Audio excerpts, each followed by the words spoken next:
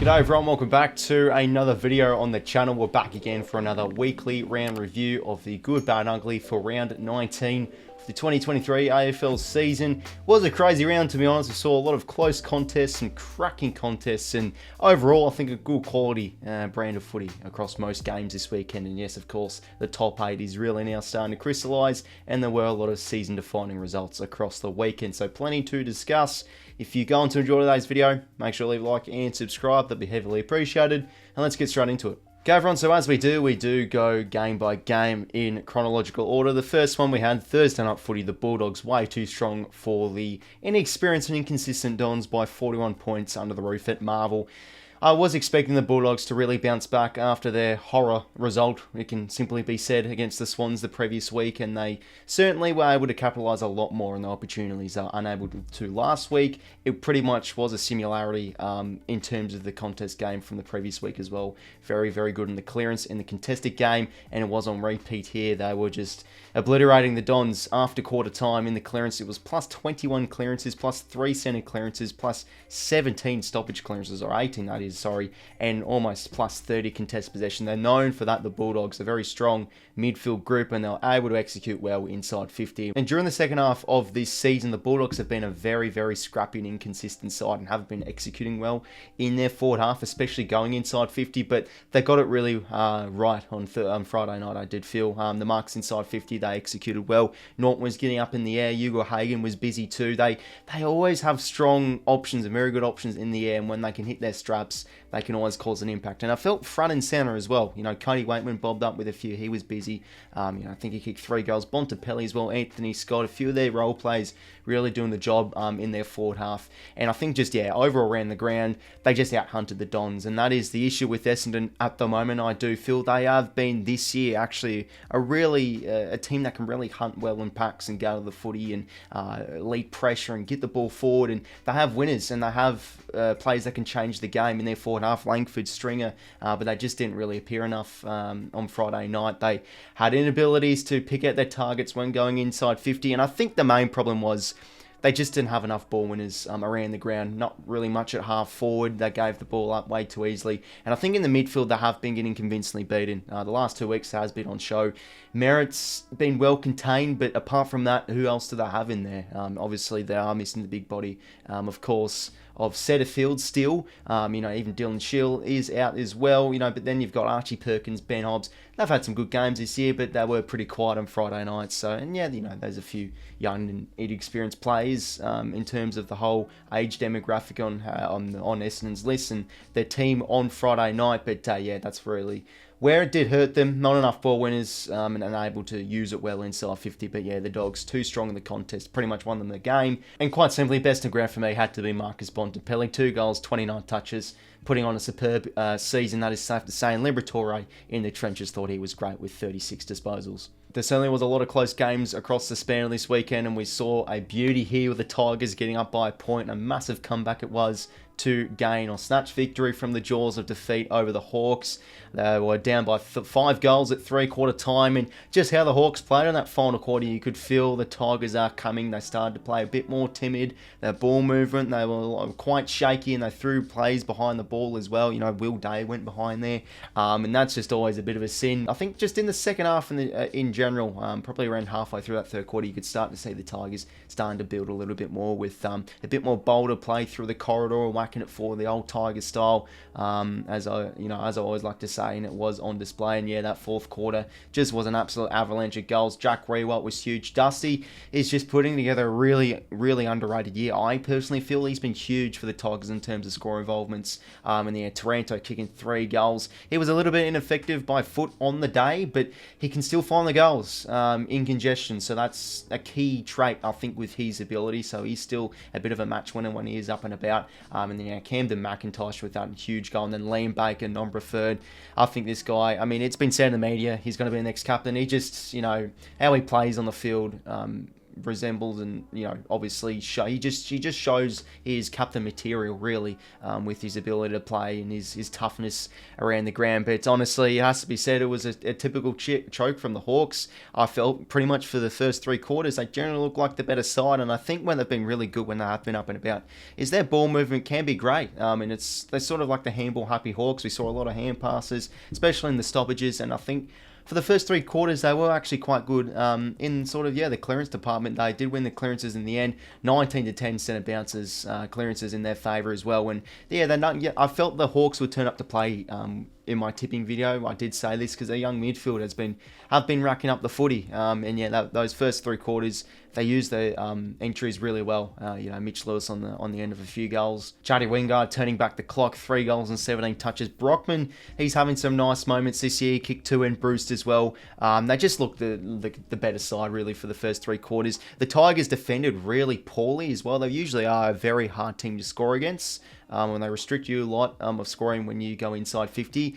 So that's what really did hurt them, but they were just able to regroup in that 4th quarter and get the game on their terms. And maybe because of the expense of the Hawks, how they play in that 4th quarter, they sort of went into their shells, and maybe they are still young and inexperienced side. But that is such a massive win in the context of Richmond's seasons, because if you're a team that's supporting a club that's around Richmond's mark, the Tigers picking up that crucial win to move in the top 8 means a lot for their season. So a crazy win it was, a crazy finish. The Tigers getting an absolute ripper with a huge comeback to win by 1 point. Then the next Saturday game here was an expected one. The Blues getting a huge win by 71 points over the West Coast Eagles. Now, I actually did say in my tipping video, I reckon the Blues will win by 71 points. What a correct guess that was. I got the margin on the tip. Someone actually DM'd me on Instagram telling me that. So how crazy is that? That wasn't totally just luck. But anyways, it was expected. The Blues with a pretty easy win over West Coast. I think at home, they're sort of able to try and, take it up to opposition. And their pressure can be really good around the footy. But yeah, interstate, that's where they've been terribly poor. Look like a shell of themselves. I mean, at half-time, what was the Blues kicking? They kicked 98 points in the first half. We all felt, is this a chance for the Blues to kick 200 points? But they sort of took the foot off the pedal in that second half. They only kicked around the 2 goals and then 4 goals in the 4th quarter. So the damage was obviously done. In the first half, they continued their stoppage dominance. I think it was it was over plus 30 clearances. I mean, these are just absurd numbers and differentials we've seen this year when it is against the Eagles. A huge differential, of course, with the inside 50s too. And yeah, it's good. I think with the Blues, they're a side I reckon I want to see make finals, because given their list, and they're sort of a high confidence team when they're on song, when they're up and about, they play great footy, especially in front of their home faithful. And where I'm really liking the Blues at the moment too, it was on display with this game, is we're starting to see some good output with a lot of their role plays. It isn't, of course, the main star of the show was definitely Curnow bagging home his 10 goals, of course. Let's not take that out of consideration. But yeah, I think just around the ground, we're starting to really see a bit more output from those particular players. I think their forward half players are working really hard. The pressure at ground level, they're out hunting the opposition. And they're getting into dangerous spots inside 50, of course. But let's be honest, most of those inside 50s were targeted at Curnow. But yeah, George Stewart, I felt he's been banged up a bit this year. I felt he had a really nice game. Adam Sard across halfback was great. Paddy Dow, good to see him maybe get his confidence up. I thought he had a really nice game. Reardon continues to be a rock. Cunningham, I think he's been an unsung hero. He's come back from a lot of injuries. He's been great as sort of like their wing and half forward. But yeah, Charlie Curnow, take a bow. It looks like the Coleman's going to be locked in his favour with those huge 10 goals. And some of his moments, the one-handed grab on Oscar Allen even floated back. That was awesome to see. He's just a superstar player, Charlie Curnow. So for him to kick 10 goals is just a huge feat, and he's kicked 19 goals, I think, against West Coast this year, so it's definitely going to be helping him if he does take home the Coleman medal at the end of the year. Then the next game, we saw the Lions get a close win over the Cats by 11 points. We all thought was just going to be a repeat of last week. The 4th quarter, they started to go into their shells again. The ball movement started to be a little bit timid, and they were starting to concede a few goals, and the defence was a little bit shaky, but they did get home in front of their faithful with a huge win. And they'll be pretty happy, Lions fans, that Port Adelaide lost, because they are now only a game difference between Port Adelaide for the top 2. So they are definitely wanting to be eyeing for that home qualifying final at the Gabba. But this was a really, really odd game. What was it at quarter time? I think it was, something like 2 goals to 5 with Lincoln McCarthy, that goal, so to 0 goals 3. The Cats in the first half looked terrible. They had no ferocity, or they had no ball winners in their forward half, no movement as well. Like Tom Hawkins was really quiet. The cohesion, this is a rare thing for Geelong. The cohesion in the forward half was just not working. Cameron started the game off terribly poor, but I think it was sort of at the expense of Brisbane having a few blunders. They had a few terrible D50 turnovers, which resulted in some 𝐴𝐶𝐞 goals. Cameron was playing a poor game, and then he kicked 3 goals from halfway through the third quarter onwards to get his stats sheet filled up, and we thought, oh no, is this going to be another choke from the Lions? But they did hold true, and they did get it done in the end. But yeah, sort of, I think where the difference is that game is they just were a bit more classy than the Cats, especially in their forward half. 54 inside 50s to 48.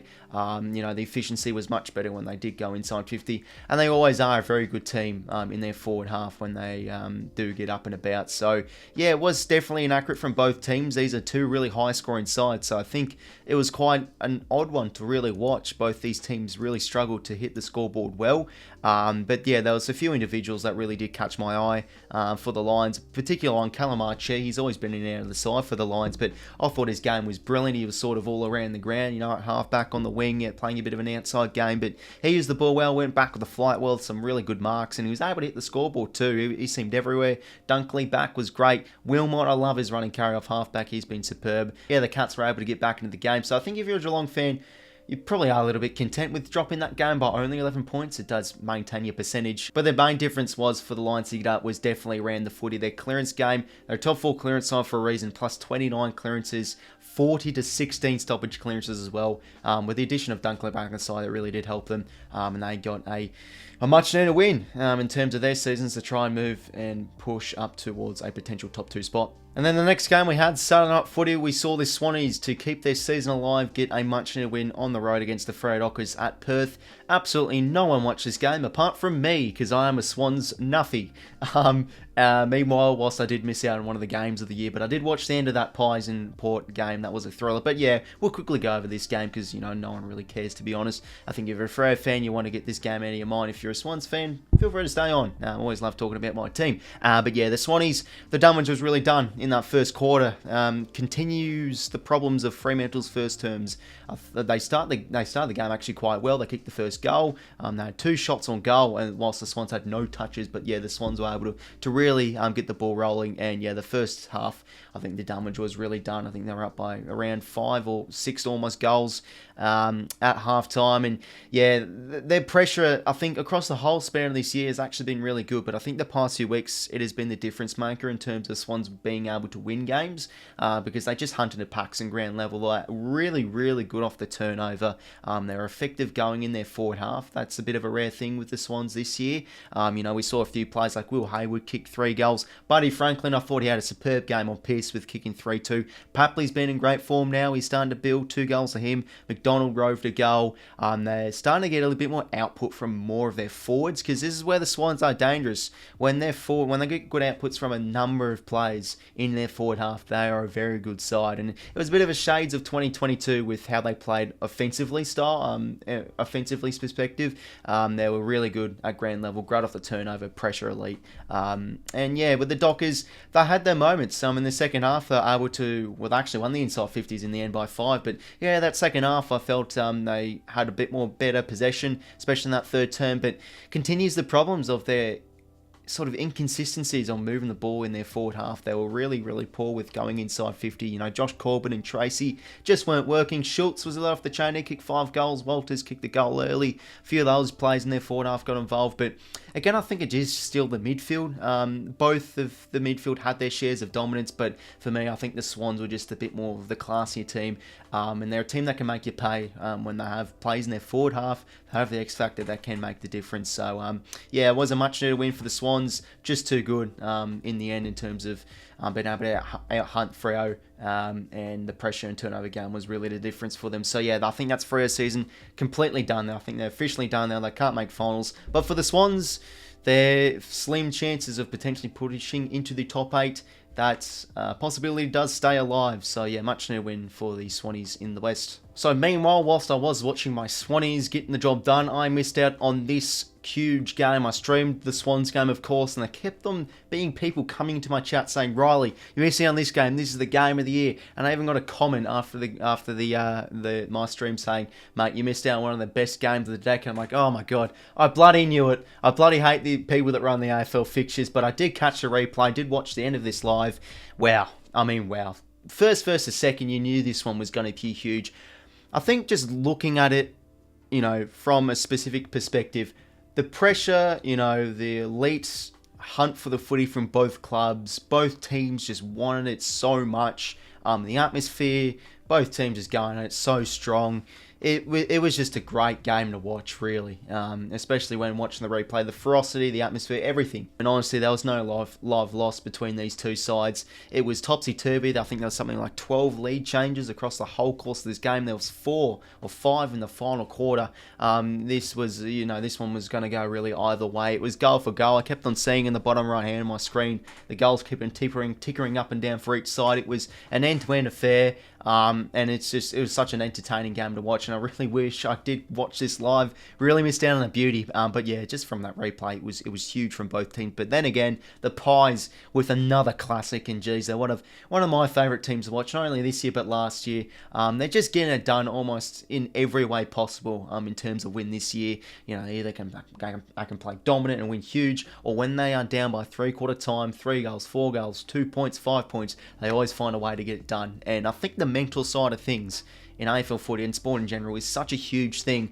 and I think this is going to be a huge, you know, this is sort of like a huge advantage I think Collingwood have. They're so mentally on point and on the same page. The cohesion, the chemistry, the way they move the ball, everyone is on the same page, and that's where it is really, really good for Collingwood to try and win a flag this year. I felt if Port Adelaide was serious for a flag contention, they would win this game, so it does hurt them. You feel like at home they do beat the Pies here, but yeah, Collingwood with just a crazy fourth quarter. They kicked 2 fourth quarter goals early on, one to Steele Sidebottom. His second game back, he had a fantastic game. I really did feel Josh Dacos was really good as well with that nuts goal from the boundary. And yeah, that final term, you know, Willie Rowley with that open face slap, you hate to see it. So he will definitely be, you know, getting the penalty. I think it's 2 to 3 weeks from what I did see from the other hour ago. You know, Nick Dacos with that much need to go. Bobby Hill.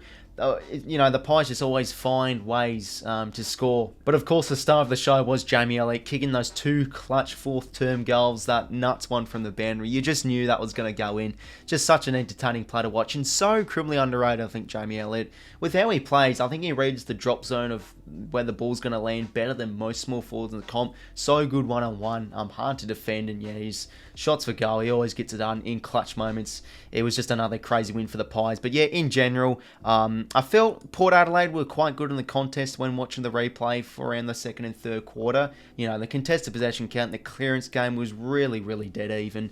You felt like it really could have gone either way. But I felt like the Pies, again, they were just better in terms of moments, really. This is just how the game really did build. It was just based off moments and who was able to be a bit more efficient.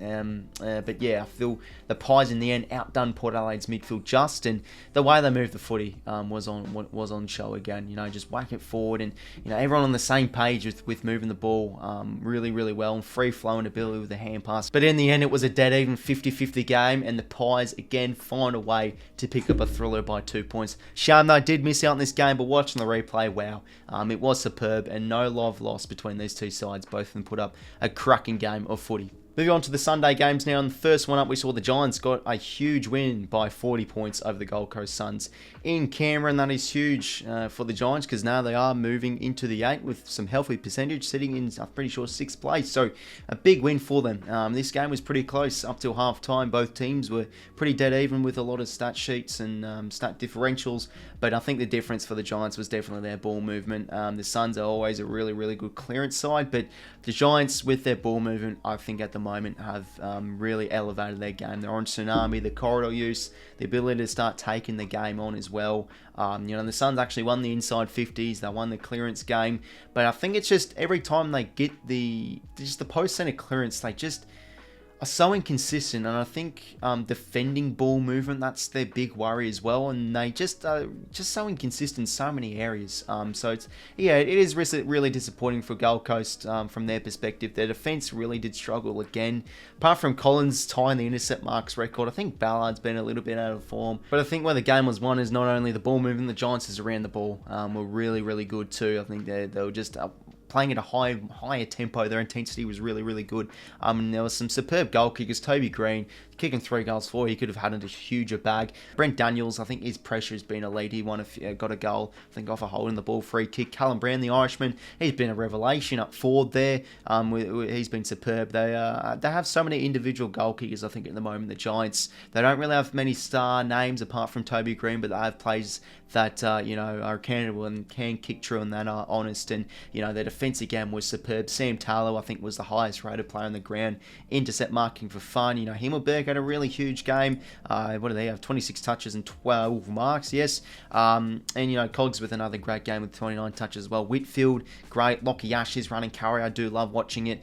Some skillful users across their back half. And yeah, defended strong, moved the ball well, great around the footy. The Giants, huge win over the Suns by a convincing margin in the end by 40 points. Then the next game here, another cracking finish this one was. I didn't catch all of this game because I was out busy, but I did catch a bit of this start and definitely probably I think it was around almost the end of the third quarter. And yeah, the Adelaide, another close loss, and you do feel for them because that is now 2 close losses at the G this year, and they have been, a very gallant side over at that particular venue. So at least they can play a decent brand of the MCG. But I think in the end the Ds were just a bit better around the footy and the clearance game, and they were just a lot more classy, I think, going in their forward half, and they conceded way too many early goals early on. I think the Crows started the game alright, but yeah, the Ds just ballooned out to quite a bit of a margin. Halfway through the second term, they're up by as much as around 30 odd points. But yeah, Adelaide was sort of able to keep within the threshold of a margin they were able to pin back with. Taylor Walker again, he was so good to watch. He only kicked he slotted home 4 goals. He was huge in the fourth quarter. I think he kicked that goal off his left foot. Like, he is just such a clean player when kicking for goal. Left foot, right foot, snap. Still a very versatile player. I thought he played a fine game, and it was a battle of the small forwards. 𝐼𝐴𝐴𝐿𝐼𝐴𝐴𝐿 had a really great start in the game. He played a little bit of midfield. I thought he was really good. And same with Isaac Rankin. He was probably one of Adelaide's best players, and that's great to see with Isaac Rankin because he hasn't been too great against poor opposition. So yeah, him kicking 3 goals and having 20 touches, and unfortunately did do his hamstring. I think it was near the end, at the late stage of that game, you had to see. But yeah, it was a battle of the small forwards. Kade Chandler as well, in and out of the side a little bit this year, but he kicked 3 goals. 𝐼𝐴𝐴𝐿𝐼𝐴𝐴𝐿 as well. That's the key thing for the Ds at the moment. They don't really have an outright main source for a goal kicker, but they are finding avenues towards goal, and that's going to be key for them, definitely pushing into September. And they do want to try and push maybe for a top 2 spot, so they are keeping within the pace. Max Gawn again was brilliant. He kicked 2 goals, and they were awesome goals as well. Alongside that 38 hits, he really did dominate Riley O'Brien across the whole span of the game. But yeah, that was a crazy finish. It was a really credit to Adelaide's sort of performance. You felt Melbourne would have been home and hosed. I think they defended well across majority stages of this game, but they just kept on building back. That fourth quarter was really good. I think it was 4 unanswered goals. Keys with 2 in a row. Then yeah, Taylor Walker was just keeping them in it. The Ds responded through Joel Smith. I think he kicked and that much needed goal. While Warren and Chandler. But it was a crazy finish. Brodie Smith's kick was nice. Taylor Walker, that much needed one. And it was just another fantastic finish towards the game of footy. And yeah, you felt, were the Ds going to choke this one? But yeah, I think across the span of the afternoon, the Ds probably were a little bit of the better side. They really did outdo Adelaide's midfield. I felt like they didn't really have many ball winners in there. So yeah, they really did do well in that sort of department. It was plus 21 contested, and they found good avenues towards goal. So yeah, the Ds, close win, but much needed to keep their top 4 hopes alive, or to stay in the top 4. And then the final game of the round, this was a bit of a, I don't know how to put it, snore fest? Bottom 4 looking fest? I really don't know, but the Saints get it done by 8 points at Marvel Stadium. Certainly there was going to be a lot of pessimism heading into this game from Saints fans. I saw Cardi tip North Melbourne with this game, and to be honest, he was almost on the money, but the Saints find a way to do the great escape in that fourth quarter. And in terms of the playing group, it was a good sight to see. They didn't sort of drop their heads. They were able to get into the groove and kick those much needed goals. Rowan Marshall started forward, and that was a really good move, I felt, right off the bat, because he was able to get a quick goal. 𝐓𝐿𝐴𝐵𝗠𝗏 from outside 50 steal as well with a massive goal. And yeah, 𝐼𝐵𝐿𝐼𝐻𝐸, that was a superb kick from 55 metres out. And then, yeah, Higgins kicking that sealer with his scrumming ability. But yeah, you know, the Saints, oh geez, they were poor. And I think North was sort of poor. Oh, I don't know. Like the first half, it was just an absolute shite show to watch. I was like, oh, what am I watching? Turnovers galore, and this has been an issue with the Saints. Definitely North Melbourne. Both teams coming in their back half have been really terrible with their foot skills. There was just so many turnovers. A game that really did lack polish. But yeah, North Melbourne were able to do a number throughout that second and third quarter and sort of keep the Saints at arm's length with being able to, yeah, just slot home goals for fun. 𝐼𝐻𝐸, he was injured early on, but he was able to make an impact. Tarryn Thomas as well, I thought he had a really good game. He's had some good performances so far this year. I really liked his attack on the footy. He was able to break free a lot from congestion, kicked a few goals in a run. I think he kicked 3 goals in the end. But yeah, for me, I just felt probably North were the better side to win this game. But North, they're sort of like cursed a little bit at the moment. They just don't know how to win. And they've shown that a little bit this year. They have been unable to win a few close games, like the Swans game earlier this year as well. Yeah, I mean, a bit of the umpiring didn't really help them, but, you know, as I say, I don't really like to blame the umpires too much. But when they were up and about, I felt North was sort of able to win a few of those important centre clearances. But yeah, the Saints were able to sort of block the ball in their forward half, hit the right targets. And yeah, geez, I mean, I don't know if probably many Saints fans are going to be reacting. That one is just, we probably would have deserved to lose that game. It was a hard one to look at. It probably just felt North a bit of the better team. Scrappy game, but yeah, the Saints just found a way to scrape home and win a much needed one by 8 points. Sorry, Jake Sinclair, I think he was one of the best players for the Saints out there. You know, he still shows his ability to be just looks like he's everywhere around the ground. Kicked that goal early on. You know, he's always racking up marks and disposals, and cutting angles and changing angles too. You know, still I felt it was a really nice game from him. He kicked that much needed captain's goal. Harry Shears across halfback was really nice. Marshall, I felt he had a really huge game in that fourth quarter. 𝐼𝐻𝐸 with another 3 goals. Yeah, you know, just your standard sort of Sunday boring game, really. There was a low-scoring game, but the Saints found a way to win. But you do have to feel for North. I felt they were quite good in that second, third quarter. Unlucky not to win, but the Saints much to win. Hey, they are still in the 8th, 𝐷 𝐸𝐷𝐴. So, you know, on paper, they are still technically in a good position to make finals, but just how they are playing, I really don't know in terms of their final 5 games. But hey, much needed win for the Saints. They get done by 8 points. So everyone, there was another episode of the Good, Bad and Ugly for round 19 of the 2023 AFL season. There was plenty to chat about. It was really a ripping round of footy. That is definitely safe to say. A lot of close games and yeah, 5 rounds to go. So it is still really heading up in terms of the finals race. There was a lot of much needed wins for a few clubs. So yeah, ladder is starting to sort of crystallise in the process too. If you wanted to enjoy today's video, make sure to leave a like and subscribe. That'll be heavily appreciated. And until next time, I will talk to you later. See you later, fellas.